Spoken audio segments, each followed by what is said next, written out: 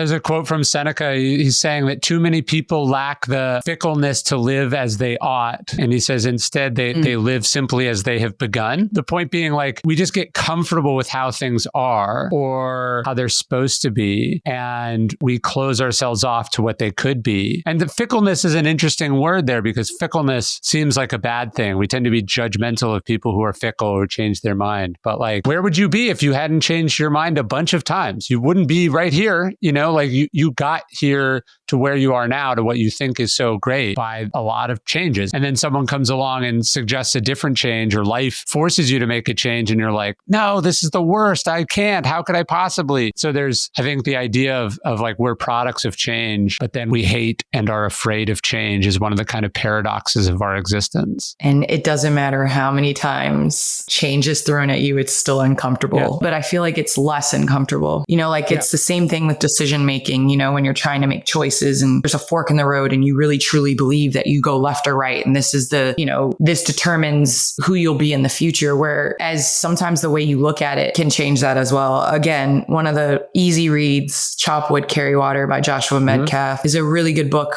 and something that I read when I was kind of on my journey of trying to win a championship. And it taught me to like relinquish results and really truly live and die and breathe in the process. And when you do that, they talk about who you want beside you in battle. It's the soldier that has relinquished the results of maybe they would die. Yeah.